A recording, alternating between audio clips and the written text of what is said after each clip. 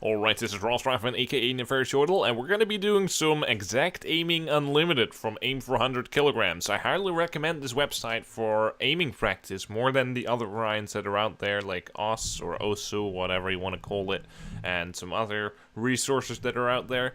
In my opinion, this is the best kind of strength training that you can get. Like, I like the 2 minutes from exact aiming, just enough to start like tearing up those muscles, right? And then it ends, and then you get a break, right? And then you just wait for like a minute before you do it again. I feel like that's just the best format. But to have some fun, we're just gonna do unlimited this time and see how it goes.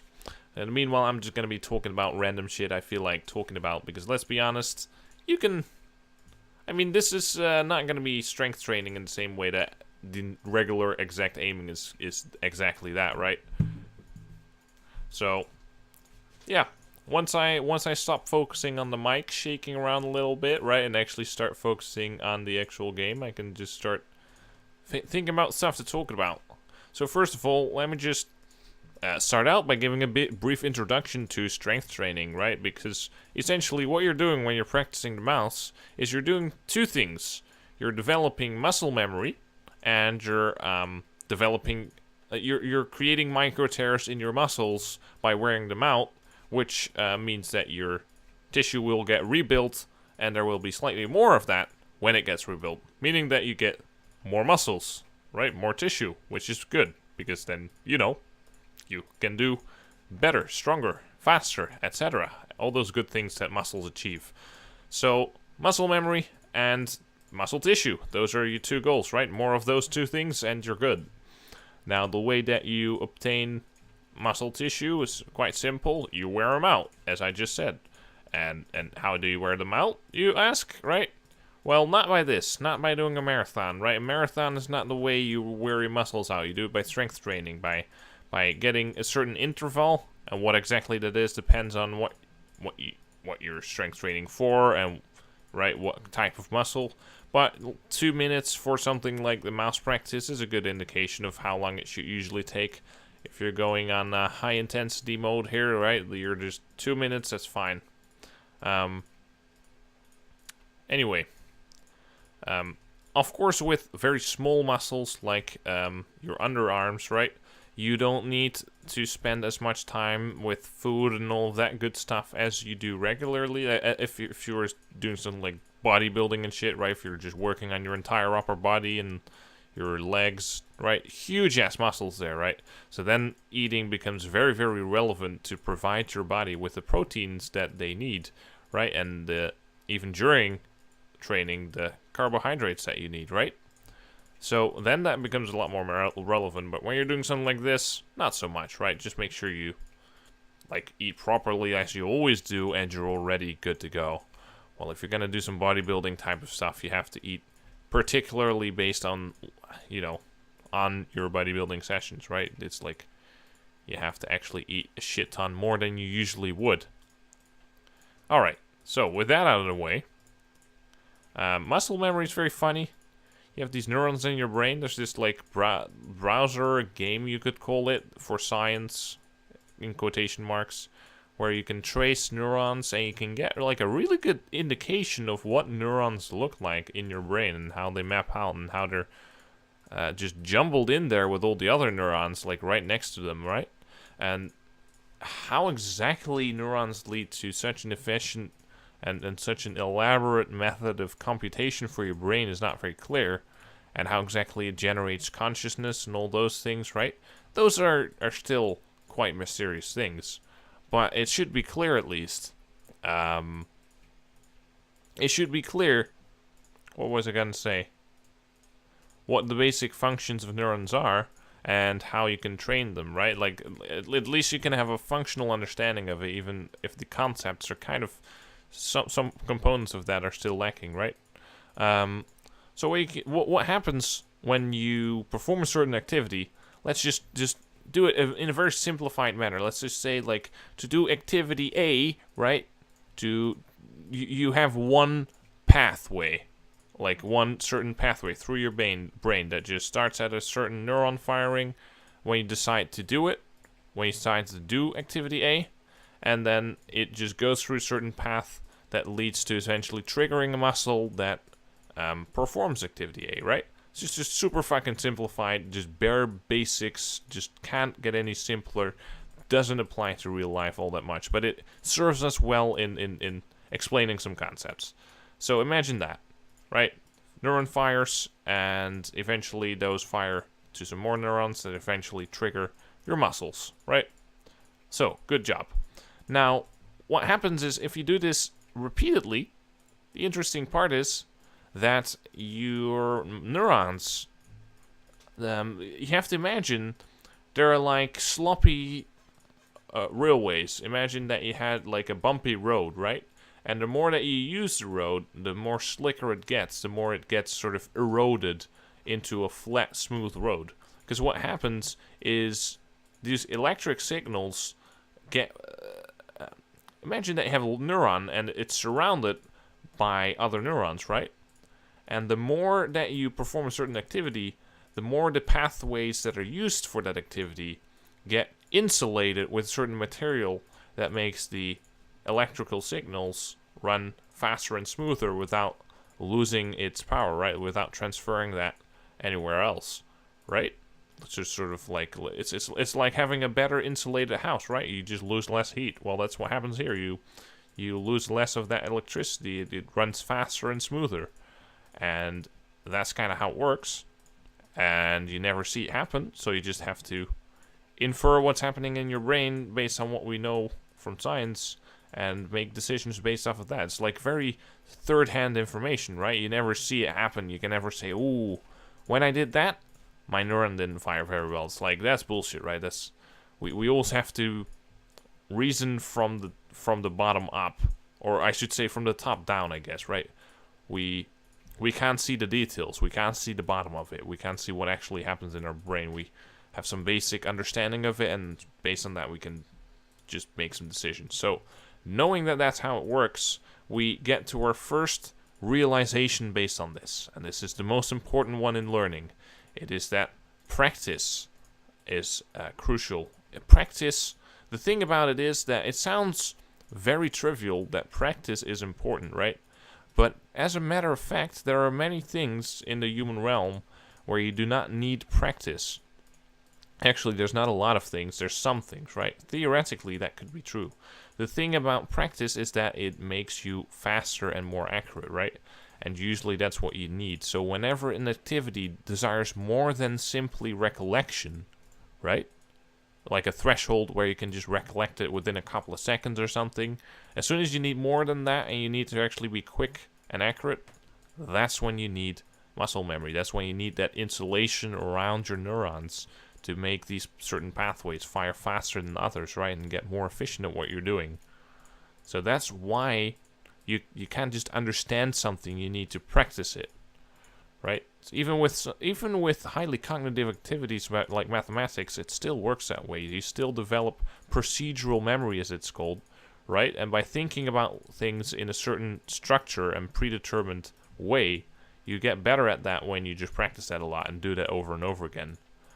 And the general rule of thumb is the better the structure of what you're working on is laid out for you, the more you know, like, these are the conditions and these are the different triggers for certain events or activities that I can do, right? The better you can start practicing them individually and individually recognize and react to them and develop muscle memory for them, right? Or procedural memory. And that way you can really get good at something. So let's take League of Legends as an example, because I play League of Legends. What happens when you play the game is if you just run around like a baboon and someone runs into you and you fight them, and then you kill them and they run into someone else and you die, you're not really producing any procedural memory, right? Right now your procedure is, if I meet someone, I run into them, right? And there's no way from the feedback of whether you kill someone or not that you can just immediately establish when you should go in and when you shouldn't. For that you need like a conditional tree. Well, when this target is low and I'm this level and they have those items, and you get all those conditions which you build upon one by one and get feedback and then build some more and then get some more feedback and then build some more. That's how you develop procedural memory. It has to be coupled with a certain level of cognitive understanding, right? And the funny thing is that the more physical something is, the more physical the feedback is, and the less cognition is required. Wow, I'm really stumbling over my words here, right? Because essentially what that means is when you have an activity like walking, where you literally fall over and then, hurt yourself, that's a very emotional kind of feedback, right? It's a very physical kind of feedback, I should say. It's not cognitive. It's not like someone writes you a piece of paper and says, I would consider doing that slightly differently, right? It works on an emotional level, not on a cognitive level, right? It hurts and you cry, etc. So those kind of things are very easily learned because you don't have to do it the academic way, and that's the easiest way to learn things is through physical things, right?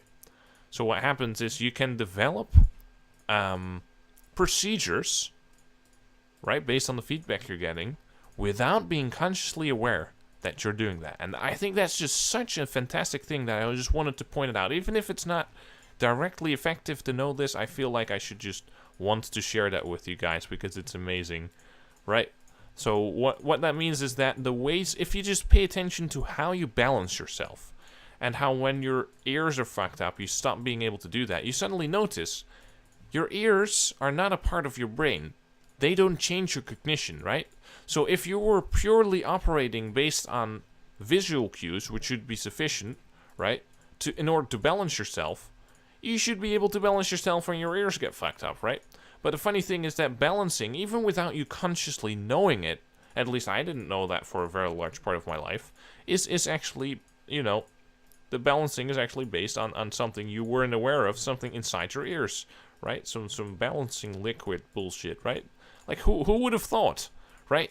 And that's the great thing about some of these necessary activities in our life, is that our bodies have developed ways to learn that without requiring cognition for it, right? We don't have to be consciously aware of what we're doing and how we're doing it. So, our procedural memory, muscle memory, ties into all these feedback loops like our ears and our eyes and these liquids in our ears, right? Without us realizing that. I think that's fantastic. So what we can do in order to use this information, leverage this information, make it useful, we have to do a little bit of creative thinking.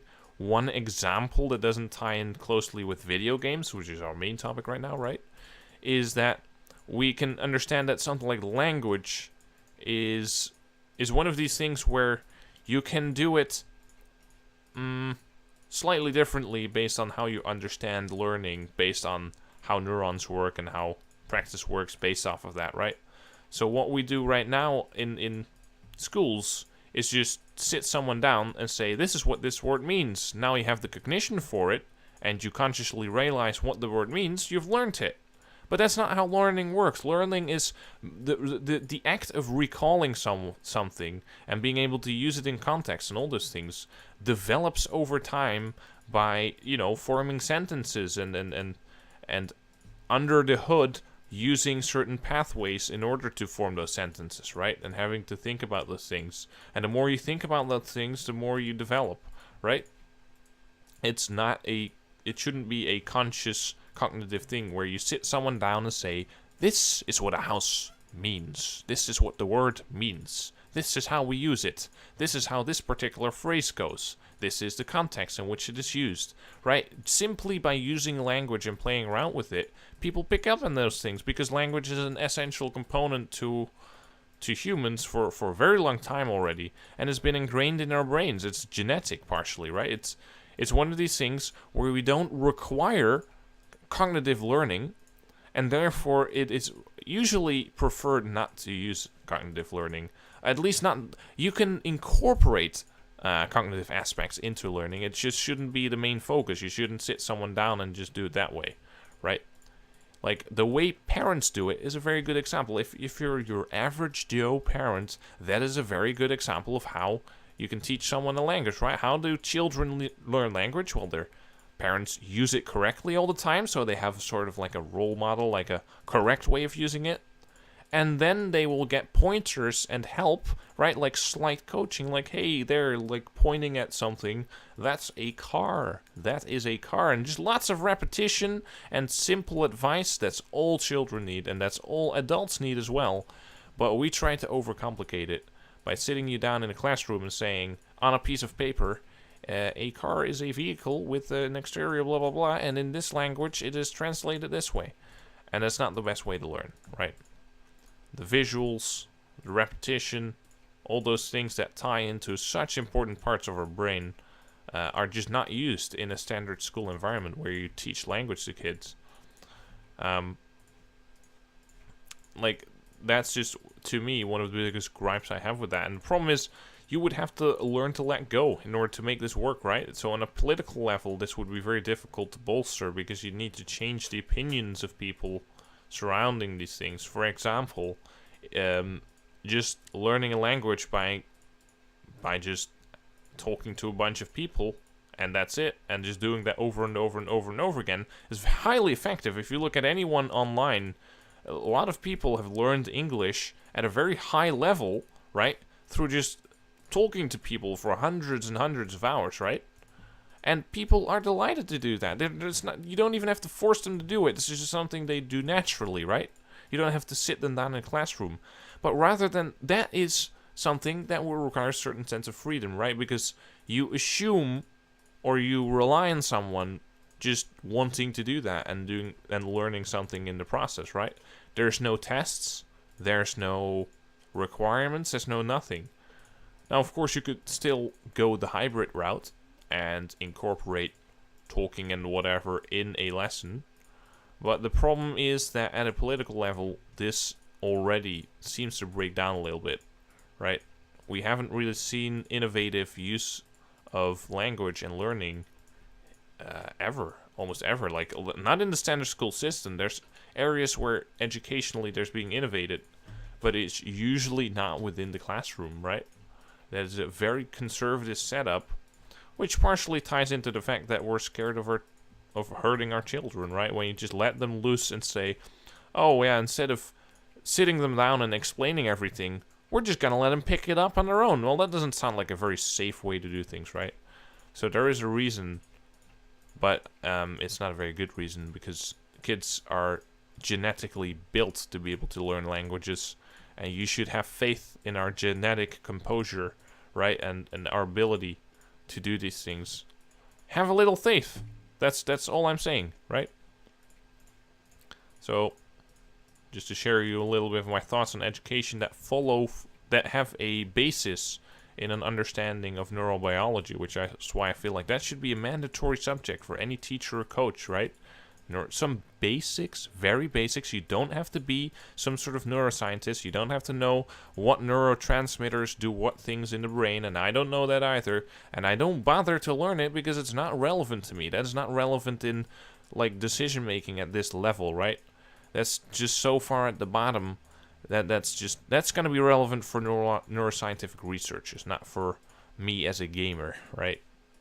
So you have to learn what to learn.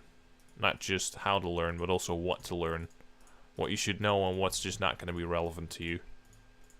Sometimes that can be hard to evaluate because you don't know those things yet. You just have to guess beforehand. But that is a very important skill that you can develop.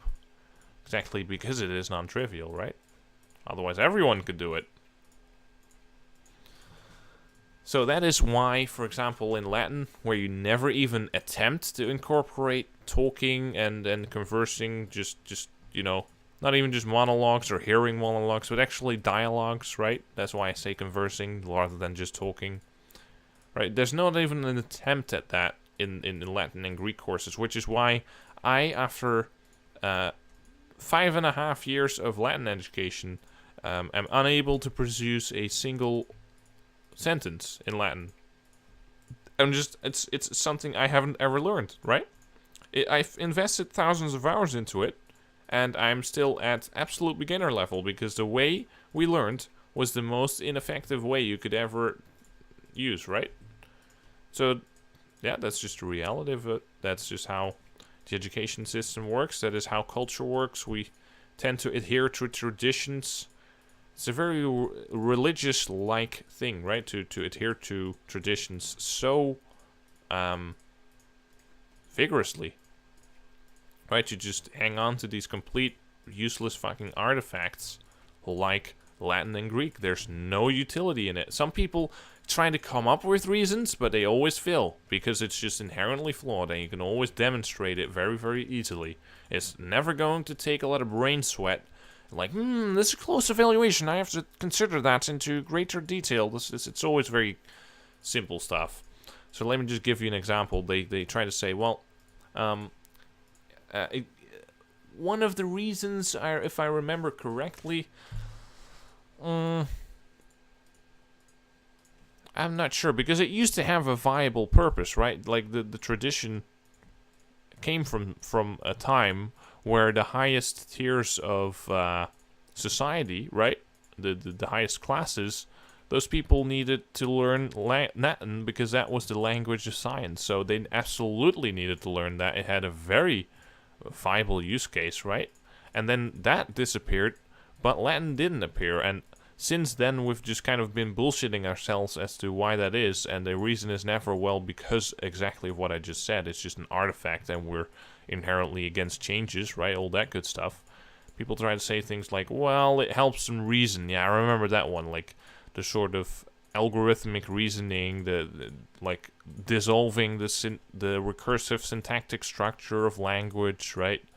But the reality is that's bullshit. You can learn that using anything and anything at all. Like if you invest that time into mathematics or language or something else that has practical utility, right? You learn how to solve technical projects, like you build a little bridge or some shit, and you actually have to meet criteria, and it's not the kind of bullshit you see now in middle schools where you can just do whatever the fuck you want and create a shit show out of it. No, if you really work together tightly and have a pressured competition, right? Just like League, where even if people are still bad, at least it's still a competition, and people generally know how to improve and what to work on in the vaguest sense, at least, right? Maybe not very precisely, but they have some clue.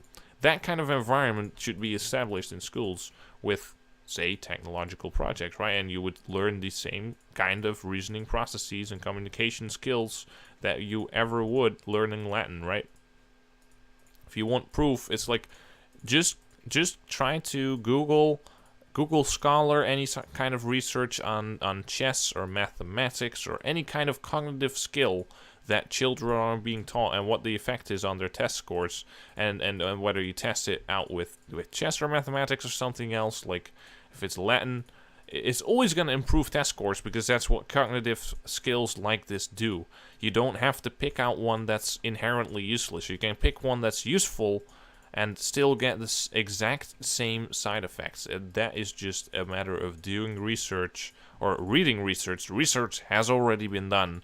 People just aren't aware of it, right? People are not up to date with the repository of information available through research, right? And that is because there's no education, right? There's no way that's being spread. The information in education is the resources aren't being spent on educating us on neurobiology and how that affects learning and all that kind of stuff, right? No, it's being spent on Latin and music, right? Music, good example. Great, right? There's so much depth and complexity into it. It's so interesting as well. But you can't really do it in a school format and then just sit there for 40 minutes behind a desk and listen to some songs and expect people to learn something, right? They have to appreciate it. And the thing about appreciation, again, it will come if you just let people do shit on their own. Almost everyone these days is somewhat into music. There's very rare that someone says, no, I have no musical taste or whatever, I just don't like music, right? All you have to do is, again, rely on people to do it themselves and not try and force it down their throats. Have a little bit of faith. That's all you need. And instead we try to force it down the throats, of course, right? And it's absolutely retarded.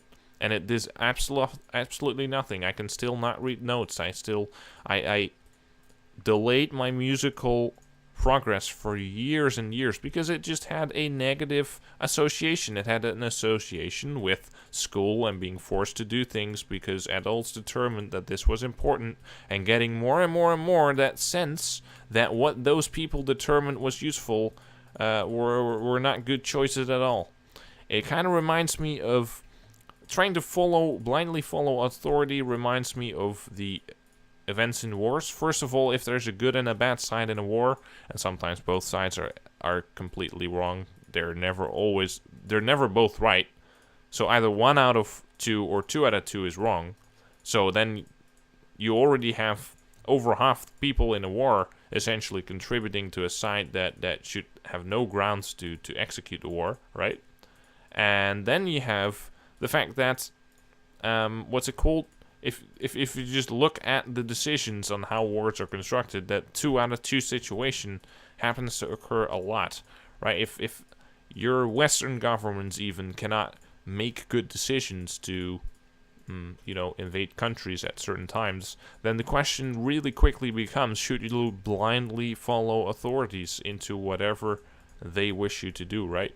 Vietnam War being a good example, Iraqi War, right? It's like, it's not turning out very well.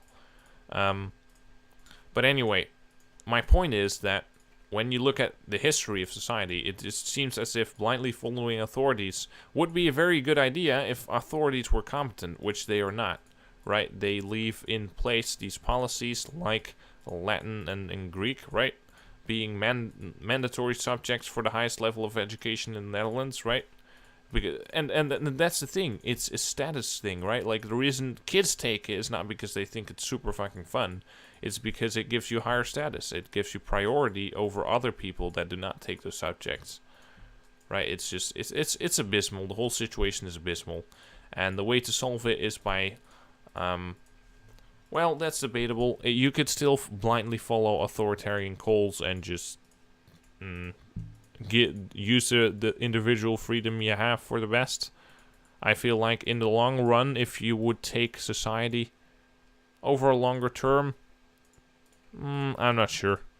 I'm really not sure. This is one topic where I'm not very ready to take sides and say you should go for individual freedom or you should go for, following authority simply for the sake of society being able to move as a unit, right? Because obviously, if society has to move either to the left or to the right, in order to survive, but everyone just scrambles, right? Then that doesn't really work, right? You have to at least be able to pursue a direction, whatever that direction is.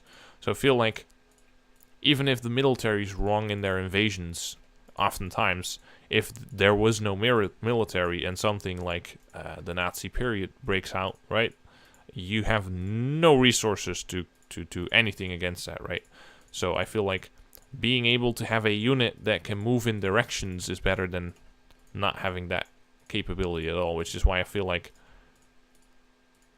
you should probably go with some sort of hybrid model where you tend to follow authority unless you heavily disagree, right? Whenever it's dubious, right? Like the whole nuclear facility bombing in Afghanistan. Not Afghanistan, in what was called when Iran was building those, right? Like, those are good examples where I think it's better to blindly follow authorities. Even if you think it's a bad idea, you cannot strongly disagree. And there have actually been, that's the funny part, right? There have been extremely high-ranking physicists saying, well, if I were on that board, on that advisory board, I would have told them that there were probably weapons of mass destruction, right? And I would have moved in as well. And that to me already signals like, yeah, sure, they were wrong, but you have to imagine that one of the worst regimes you could imagine could have been a nuclear power by now, based on practically a dice roll, because you can't achieve 100% certainty when you don't have 100% intelligence on what these people are doing, right? What they're up to. That's just the reality of it. In that case, I go for blindly following authorities. That's my current model, at least, right? Blindly follow authorities unless you heavily disagree. And the topic of Latin and whatever, it's a topic where I heavily disagree because I thought about it a lot. I think those are the right conditions to do that. Anyway, so those are some interesting topics to think about, I hope. I have been... In the meanwhile, I'm sitting well over 500,000. So let's just see if we can make it to 1.5 million. Anyway. So I've been talking about neuroscience and about some politics and some educational topics, right? And how those all factor into one another. Let's see what I can talk about next that kind of relates to those topics without just repeating them, right? Just need to take a little bit of a break for a minute, so I'll be right back.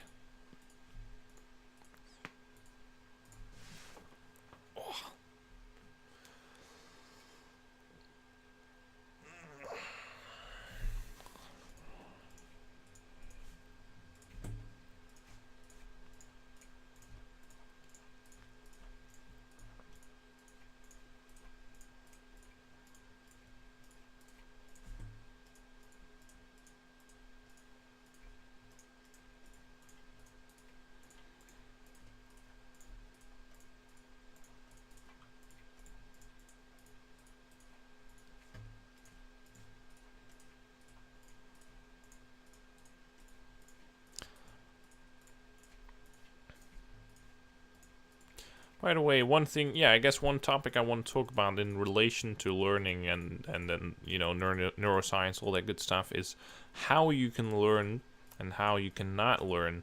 For example, there's certain things that you can do in autopilot and you can learn. And then there's certain things that you cannot do in autopilot. As a general rule of thumb, autopiloting is when you have lots of things to do in parallel, right? So when I have to talk and in the meanwhile play this game, I cannot do those things to my fullest potential because, I'm doing two things at once and I have limited resources for my brain to work with, right? So both will suffer in that case.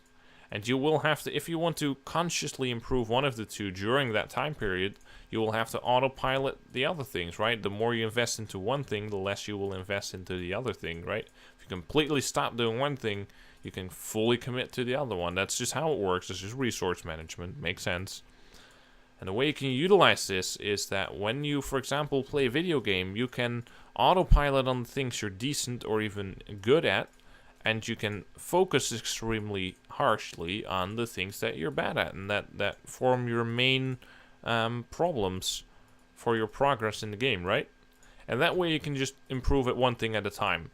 Now, the alternative to this is to do isolated practice and to do not run things in parallel, which, for example, in StarCraft is very easy to set up because you have like these custom-made environments that you can create. And you can just use those, right? This is a very simple way of doing that. So in League of Legends is a good example where you usually cannot do isolated practice simply because there's no way to recreate the game outside of actual games that are in progress, right?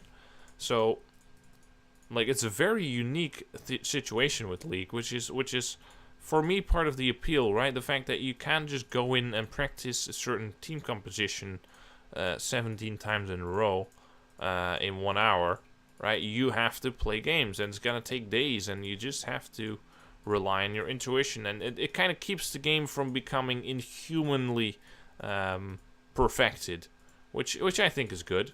It's a good thing. Oh god, I think I'm gonna stop then, because I don't want to ruin my score. Yeah, that's it. I'm not gonna risk throwing away the score, right? So, GG, well played. Hope you guys enjoyed the topics of today, right? I would love to talk more about these kind of things, right? Education, psychology. I haven't even talked about behavior yet, right? There's so many topics I could talk about that I've studied for a long time. Informally through just reading research papers and Wikipedia articles and just accumulating information, thinking about them, writing little notepad articles myself, write little mini essays, just those kind of things to generate essentially a very quick substitute for what formal education would hand over to you, right? So I have a lot more topics on my backhand that I could discuss. If you want topics to be discussed, just put them in the comment section below, and I will certainly give them a whirl if I have any expertise on that subject. If I don't, then, you know, I will maybe reconsider, see if I can get expertise on it in a short period of time, because I have done that with numerous topics in the past, like finance is a good example. But it does mean my knowledge will always be limited, right? It will always be something that peaks very harshly in one thing and then completely lackluster, completely missing in another thing. And that's my current state of financial understanding, is exactly like that, very, very inconsistent, right? Because it was accumulated so quickly that there's no way it could be well-rounded, right? Anyway, so that's it for this one. Hope you guys enjoyed watching. If you liked the video, consider leaving it a like and maybe even subscribing to my channel. And that's it for this one. See you in the next one.